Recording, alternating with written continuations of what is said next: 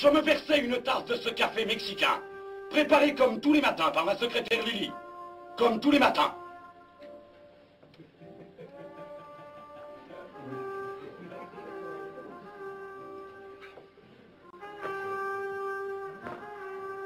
Devant moi s'entassaient les dossiers de la nuit.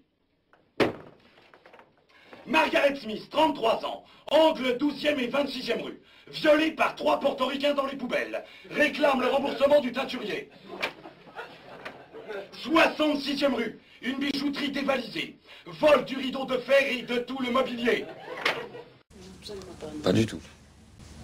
Parce que c'est quand même curieux, il n'y a pas eu des portes qui ont claqué, des choses comme ça. Inspecteur Timon, la concierge, il n'y a rien à en tirer. Elle a tout entendu, mais du fond de sa loge. Par contre, nous, on a trouvé ça dans la machine à laver derrière. Pas eu le temps de blanchir l'argent.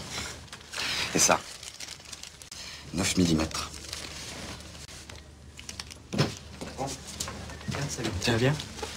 Ouais, ça y est, j'ai un tuyau pour le bazooka. T'as bien fait de descendre ce minus.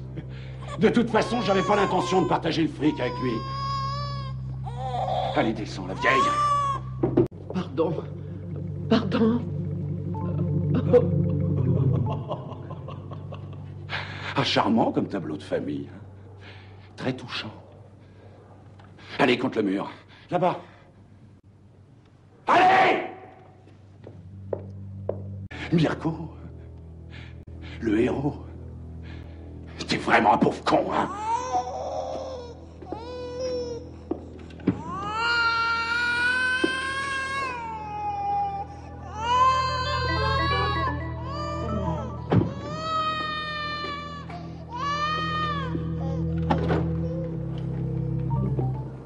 J'attendais que tu viennes buter Simon avant de décarrer.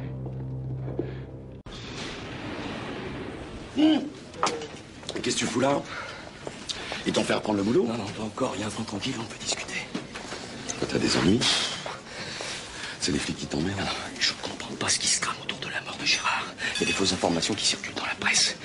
J'ai pas le temps de t'expliquer. De toute façon, même si j'avais le temps, je le ferais pas parce que je voudrais pas mourir dans ce coup-là. Ne me pose pas de questions. Il faut que je prenne le premier train pour Bamako. Tu te tires de France? C'est aussi sérieux que ça? J'ai demandé de pas poser de questions. J'ai juste l'aller-retour. Je dois voyager discrètement et vite, tu comprends? Bon, attends, bouge pas d'ici, je vais t'arranger ça aux petits oignons. Allez, tiens, je prends le plus fragile. Bon, bah alors on change. Bah écoute, vas-y, commence pas tout, parce que moi j'ai mal au poignet, j'ai trop bossé la guitare, tu vois, c'est quand je fais ça. Tiens, Pierrot, tu me files un coup de main pour charger ma batterie? C'est compris dans le prix, ça? Et ta connerie, elle est comprise dans le prix? Dis donc, Pierrot, tu prendras celui-ci, hein? Qu'est-ce que je vous sers? J'ai de la rillette à l'oie aujourd'hui. Mais je crois que monsieur était avant moi. Oh, pensez-vous, monsieur peut attendre, il a tout son temps. Ben non, mais c'est-à-dire, je viens chercher la fourgonnette et le matériel pour le bal de demain après-midi, même Jacqueline. Dites, vous pouvez pas vous débrouiller sans le fourgon de Robert, non?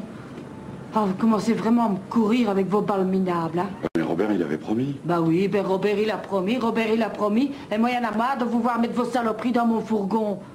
Dans cette affaire, il y a déjà un collègue des stupes qui y a laissé sa peau. On vient de retrouver son corps dans une décharge, avec plusieurs coups de couteau dans le dos. Je peux vous parler en privé? Nous sommes en privé. Non, mais laissez, monsieur le juge, j'ai des trucs à faire de toute façon. Parfait. Je venais juste pour m'assurer que Brucker lui donnerait bien son passeport. Voilà que les choses faites. Et vous laissez filer cette ordure. Vous inquiétez pas, c'est pour mieux le coincer à son tour. Et s'il revient pas? Il a beaucoup trop d'intérêt en jeu pour ne pas revenir. Il y en a peut-être encore plus pour rester là-bas. Excusez-moi, j'ai du travail. Je vous en prie. Je peux compter sur vous? Pas d'initiative malheureuse? Monsieur Cosma. Bonjour, monsieur. Bonjour, merci. C'est gentil de me recevoir si rapidement. Oh, je vous en prie. Asseyez-vous. Ah ben, vous êtes médecin. Où est votre cabinet? Je n'ai pas de cabinet, je suis remplaçant. Remplaçant, je vois, ouais. Mais je vois, intermittent de la santé, somme toute. Donc, pas de revenu fixe? Si, c'est fixe. Mais seulement, c'est pas toujours le même montant. Si l'on considère vos revenus et le montant du prêt, vous allez devoir emprunter sur 20 ans, c'est long, hein. Ça veut dire que c'est accordé? Ah non. On va d'abord remplir un dossier que je soumettrai à ma hiérarchie. Le fait que vous soyez médecin va sûrement les rassurer. Enfin, A priori. Il paraît que le nouveau, c'est dans les cabinets d'expertise. Mais quel nouveau? Bah, il y a des nouveaux, des nouvelles expertises, si tu veux. On y va? Des nouvelles expertises? Oui, on y va? Ah ouais, ouais. Tiens, j'ai connu un type quand j'ai commencé en 52. Il a pris 30 ans de bagne. Il a été libéré. On a trouvé le vrai coupable. Il s'est suicidé. Cassini, lui, il triomphe. C'est ma victoire. Je suis le plus fort, je l'ai foutu aux assises. Mais pour le moment, c'est le plus fort. Ça veut dire quoi, ça? Tu vas rester le cul dans ta chaise? Que tu vas rien faire? Arrête de gueuler. T'es le dernier arrivé sur cette affaire, nous on est là depuis 2 ans. Non, hé. J'ai 30 ans d'expérience, petit merdeux. Alors si je vous dis qu'elle va prendre 20 ans, pas parce qu'elle a tué son gamin, mais parce qu'elle fait du fric avec sa mort, eh ben faut me croire. Et c'est même pas pour elle, ce pognon. Mais tu te rends compte, Paul, de ce qui s'est passé? Et vous avez une piste? Des indices? Bah non, mais je comptais sur vous. C'est pour ça que je suis venu vous voir.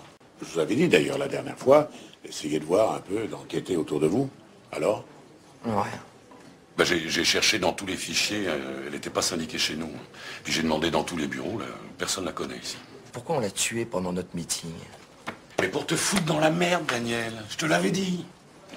Et pourquoi on ferait ça? Non, c'est peut-être une idée en l'air, hein, mais depuis un certain temps, on n'arrête pas de nous foutre des bâtons dans les roues. Alors, Daniel commence à faire de l'ombre à pas mal de gens. Hein.